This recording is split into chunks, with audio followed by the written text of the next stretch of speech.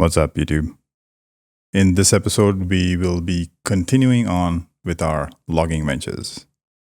So this is conceptually part 2 of the previous video, even though that was not called part 1. So if you haven't looked at that video, please take a look at it here. I'll put a link for it up here.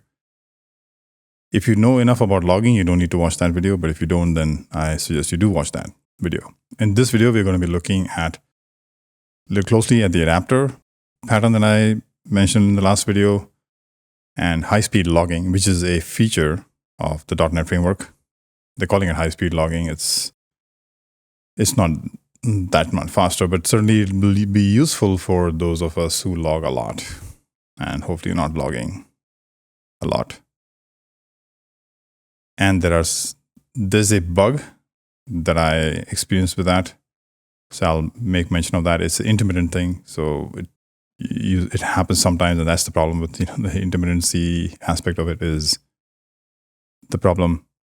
There are, I think, some flaws in the design of that feature, so we'll talk about that.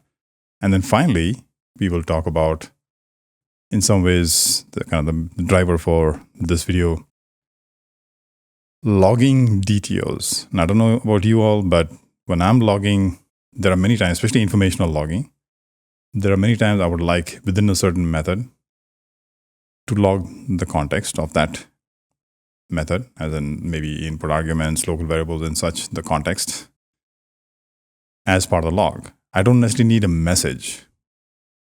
I mean, maybe like the execution step as I have over here, if you remember from last time. This execution step is good enough. But other than that, I need the context. And the context is generally a DTO, or a bunch of parameters and a DTO. And so in today's video, I'm going to talk about how do you log that? What if you had a bunch of arguments like the execution step and some other local variables, let's say, but then there's a DTO of sorts that came in as an argument to your method, and you want to log that because that's going to help you understand the true nature of the problem if there is such a problem.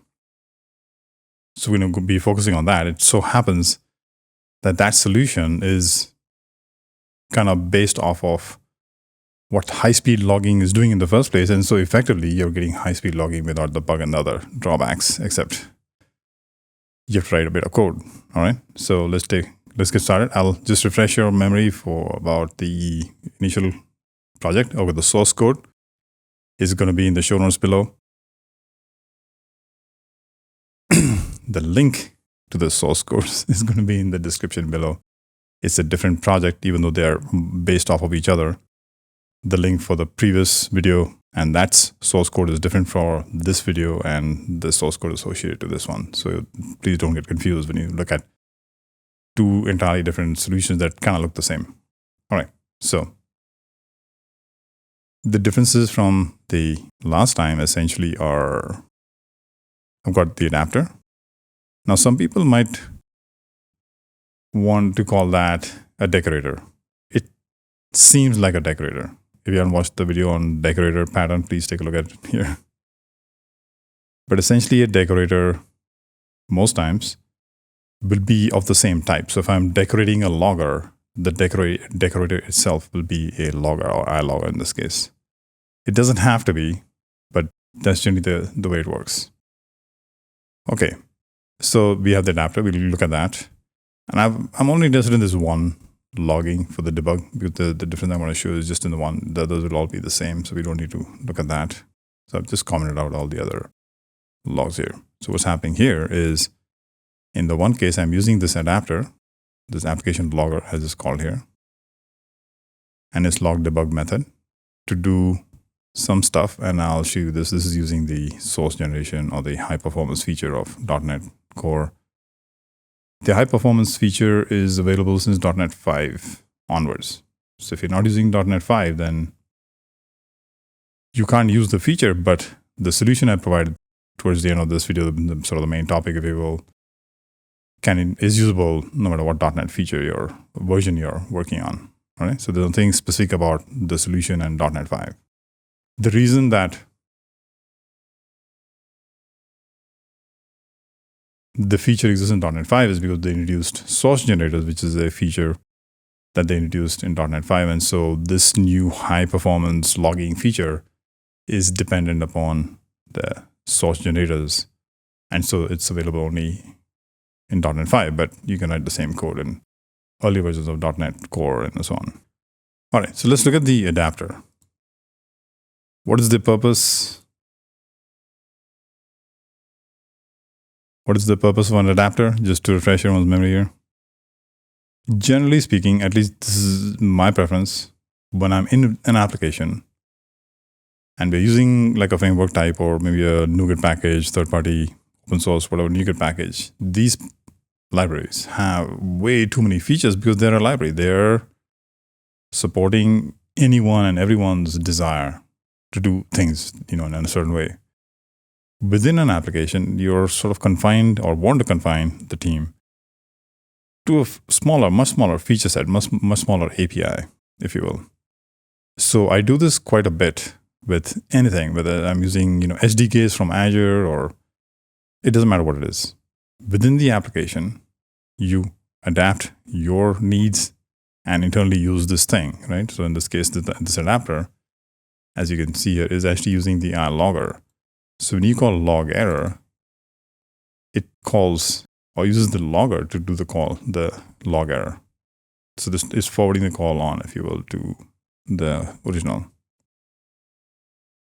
So you're able to kind of lessen the attack surface, if you will, or lessen the API for the larger API.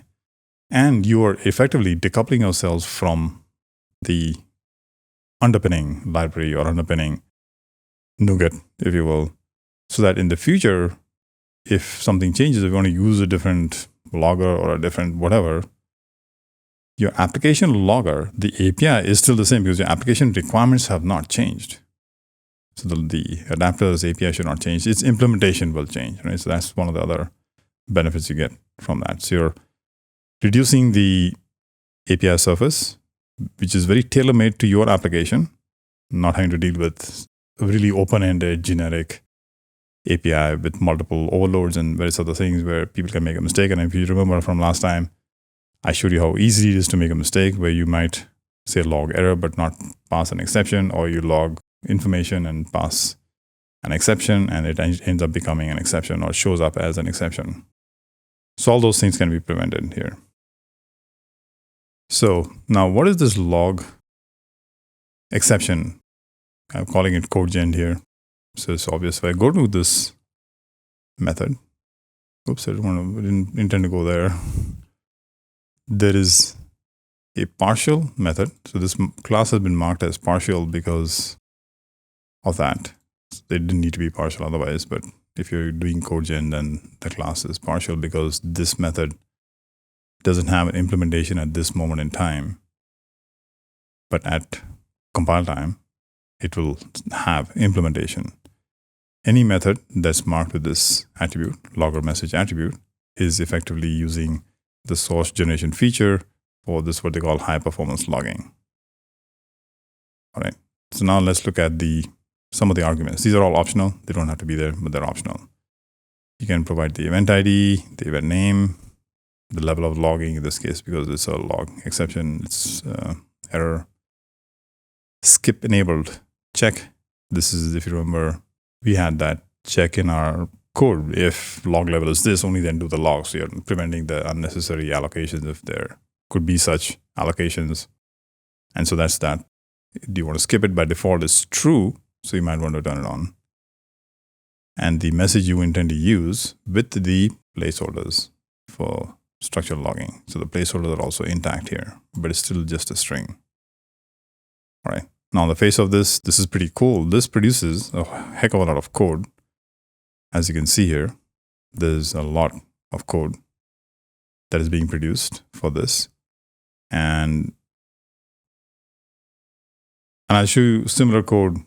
Still a lot, but at least you can do it. And it's not, if you're confining it to certain methods, like say information and such, it's not a whole lot of code. But if I ever get down to, if I need it for myself, source generation for this purpose, then I'll be sure to share that with you all. But for now, that's not on the radar.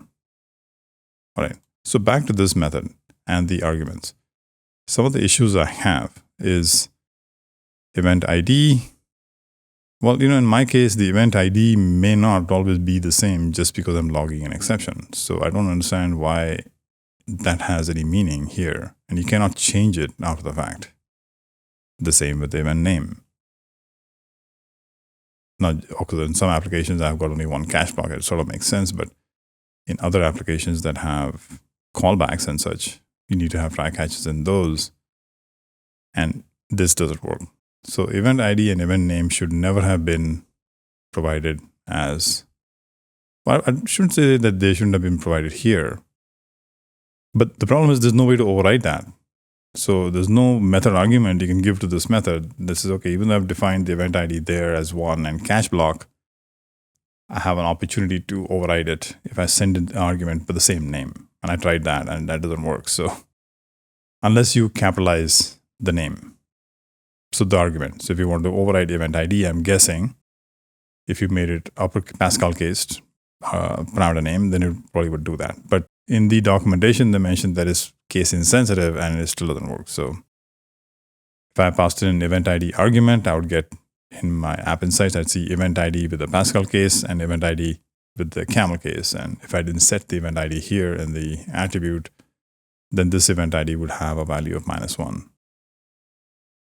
So I don't think this is really useful. I also don't know why this is by default false. I can guess because you're using this for high performance logging, then shouldn't that be true by default? And here, it's okay. I can understand this being almost the same at all times. Maybe there's like a precursor message here with certain placeholder arguments. But then, in addition to that, that context information is sort of different for different places in your application, right? So my issue with this feature of .NET is that I think they've kind of dropped the ball a little bit on the way they've implemented this. And there's a bug. Now, the bug I've noticed only with the Windows event logs logger. If you're not using the event logs logger, then I've not seen an issue so far. But with the event logs logger, and I'm not able to understand the problem because it's such a vague exception, but I hunted it down to kind of doing it different types of methods, meaning warning, informational, error critical, and different loggers. And I found that it's the event logger, no matter what the message type is. And it's something to do with data specific, the kind of data you're logging. Unfortunately, as I said, it's flaky, so it's very difficult to address that. So anyway, I didn't chase that down just because I don't have the time for it. But if you're not using the event logger, I think you should be fine using this feature as long as you're okay with some of the drawbacks I mentioned. Now, let's talk about the main topic of this video, which is logging DTOs. I want to really spend more time talking about that one method in the logger. I think that people find a bit confusing. So my focus is going to be on talking about that method, the signature, what it all means, how to use it, and then I'll show you the implementation. The source code is all going to be available to you in GitHub, on my GitHub, with the link in the show notes below. So I'll spend enough time, I think, to explain the class or the implementations. But other than that, the focus is on just how to use that method, because the method's been there for a while. It's just, most of us don't actually use it. So how do we use that? All right. So there are two log debug methods here, as you can see. In one case, we take a few arguments here. And then we do our own sort of, let's call it high-speed logging. I'm also calling this the code gen version. So ideally, if you don't want to do that, it's going to do it twice. You can do that. So in other words, this method with the individual arguments here is similar to an operation or function, if you will, features as a code gen version of the log debug, right? This is another way to implement it. And actually, when I did this, I didn't see the issue with the event logger. So I did it by hand, if you will, versus using the source generation, whatever it does, out of the box. And as it is flaky, so, it's one of those things. But I mean, I've been using this by hand version of it for like many, many runs and never had it encountered. Whereas with the event, with the other way, with the source generation one in every 5 or 10 would definitely throw an exception. And sometimes contiguously, meaning one run after the next. Anyway, the second method also is log debug, but its signature is different. It takes a few arguments, so log event and method name, and then it takes a DTO. I'm calling it blog post. It's just a simple DTO. I just sort of invented it for this project. It's a blog post. So it's got a title, the content of the blog, the date it was posted, who posted it.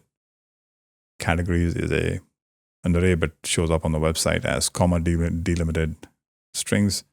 And tags is also an array, but shows up on the website as a comma delimited string. All right, so let's go on to program. So the first logging calls this, so let's call it the high-speed logging method, which is currently implemented with the code I've written rather than the built-in feature that uses source gen. And this one here, now the blog post instance has been created up here just for this is just for testing purposes. I've got an instance. I have a bunch of data here, but that's the instance rather than cluttering the code up here since I don't have an incoming argument. I decided to do that here. The other thing to kind of notice, I should have brought this up earlier, is if you look at the signature of the logging, this is far better than before, where the messages were in here. So I certainly prefer this to having a lot of messages in here for every time you do a log. And in this case, you'll see when I go to this method here, it's got a couple of arguments and a blog post. So rather than breaking out each of the properties of the blog post as individual parameters, because I have it as a blog post, I'd rather just log it as is. And that's the sort of the feature of this talk, or the primary focus of this talk. All right. So let's look at the implementation of that. In order to understand that implementation, which is this method here, right? I'm just going to do this. Let's look at the iloggers log method, right? And this method has got 5 overloads. Oops. So it takes a log level as the first argument. It's got a nullable string message and a params object array, which is also nullable, right? The second overload adds event ID as a second argument, message, and this is still the same. The third overload adds exception, takes away the event ID. Not sure what the reasoning for that was. Now, the fourth one puts back the event ID and the exception, right? And the fifth one is the one we're going to be using, which has got this TState. So it's got the event ID, state, and they don't follow their own conventions, by the way. This is not supposed to occur like this. These parameters switching places as the overloads are added on. So they're not thought this through. Anyway, there's a TState argument, and then there's a delegate or a func here that provides a TState and an optional exception, returns a string, which is the sort of the formatted string, potentially the message that you're wanting to log, right? So that this is the method we want to use. So how does this work? TState turns out it needs to descend from iRead-only list of key value pair. Key value pair is a struct, and that's important in this discussion for 2 reasons. One is it's a struct, so if you create new instances of key value pairs, you're not incurring heap allocations. They're all stack based, and so they'll be created on the stack. And internally, the logging framework, I think, requires a key value pair, and it requires you to implement the enumerable interface. What it does is it iterates over that collection. So if you have a collection of key value pairs, potentially, just to sort of think about it that way, where the name is the event, the property name, and the value is the value of the property, irrespective of what the message is, that collection will be printed out. Now in App Insights, it shows up as those custom dimensions, if you will, and their property values. So that's what I'm sort of focusing on. The message part, for the most times, the message itself, unless it's exception messages, informational messages are more about trying to capture context so that you understand the context and maybe like an execution step and method name. But other than that, it's all sort of the context. And so we're focusing on that. So let's look at the implementation of this TState and more specifically this blog state type, right? And this blog state, blog log state, looks like this. So it descends from iRead-only list of key value pair. And the key value pair is of type string object nullable, right? And I just have a local or a private member here, and I've got two properties. And these properties come in handy, or you declare these properties for the number of placeholders you have in your string message. So let me go back here. So this is your string that you intend to kind of format. And in this string, I've got this property name somewhere, and I guess that's it, method name. So all I need is method name as a property separate from that. And the other property is the blog post. So of all the arguments like log event, method name, and blog post, I'm making method name as a property so I can use it later in the format string. The blog post also is a property, so I can use it later in the format string. And the log event, I'll show you how I'm using that here. The log event is, so you get a log event. The log event is an enum, but it also can be represented as a string. So what I do here is at the time of calling this log method, I create a new event ID, which is also a struct, by the way. So again, no allocations. And I use the enum's integer value to be the event, which is how I actually treat these enums anyways. And then the string representation of that to be the event name. So I get that as part of this argument.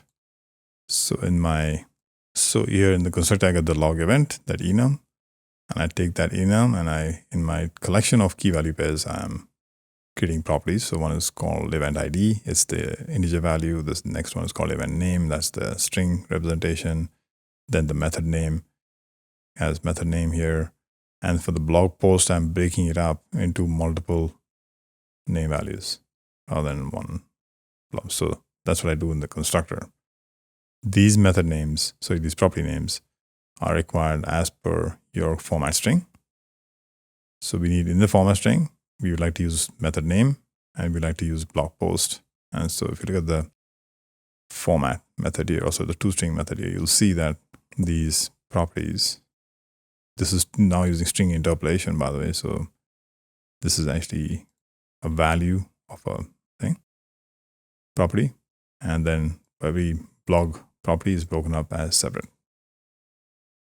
I'm just going to talk about some of the key aspects. As I said, this class also needs to implement the IEnumerator method. It's also got an indexer property.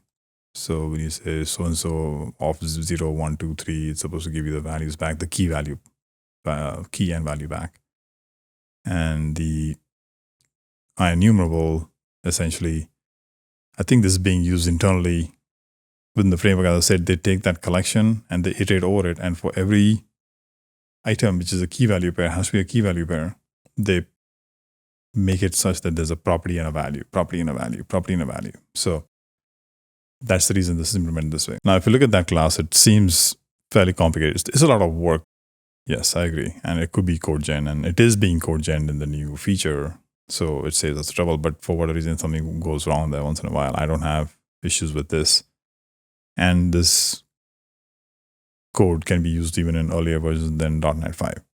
So if you're interested in getting some high-speed logging, you're interested in learning how to log your own DTOs within your application logger adapter. Again, remember, it's application specific. Don't try and make things generic, please. At least the application loggers should. That's why I call it application loggers for this application. It's not for all your applications, for this one specifically, because this application has its own needs. The purpose of the adapter is to adapt to your application a more generic interface, API. Okay. And so the code here that I present and I talked about will give you the ability to get that high-speed logging feature without .NET 5, but even in .NET 5, you can avail of this feature. Now I'm going to show you what these logs look like on Azure App Insights. So I'm going to run this code, and we've only got one. There's two logs, of course, going on, right? So the blog post one, both are the debug logs. If you look here, this debug log. So we just see two instances of it. So I'm going to run this. That's that.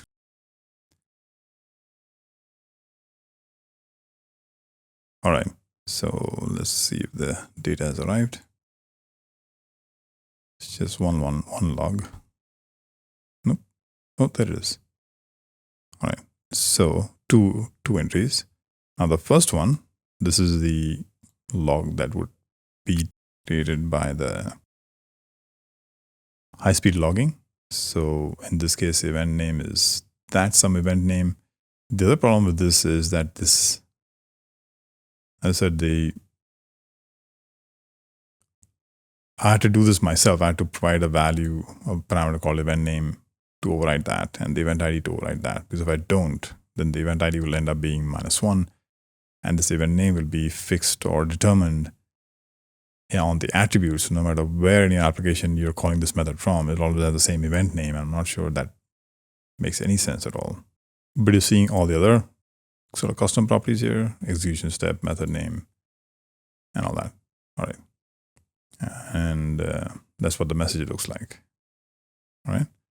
Let's look at the other log, the one that's logging the blog post with the custom implementation. So on the message side, you can see debug log from method insert blog post. That's the method name. Blog post data title, Azure startup tasks running in the administrator.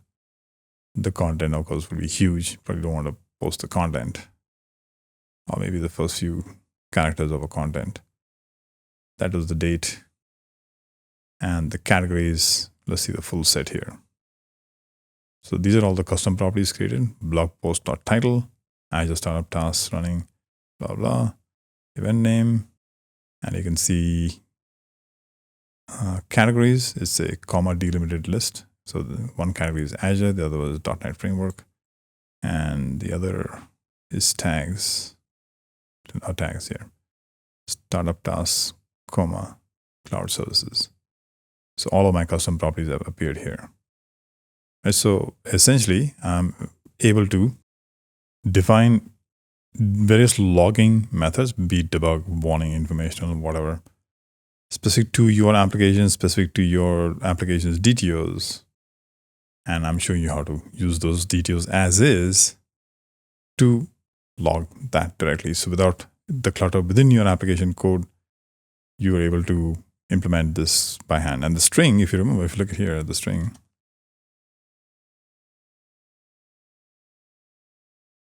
that's the method, right? So there's no string. It's just information required in order to log. And that's all it does. You're not seeing the clutter. So it makes it cleaner within the application. It's still clutter. I mean, I don't think you want to see lines like this all over the place either, but it's still a lot better. I think also a lot more useful. All right. So that brings us to the end of this video. I hope you've enjoyed yourselves. I hope you learned a few things. If you have, please give me a thumbs up, and I will see you next time.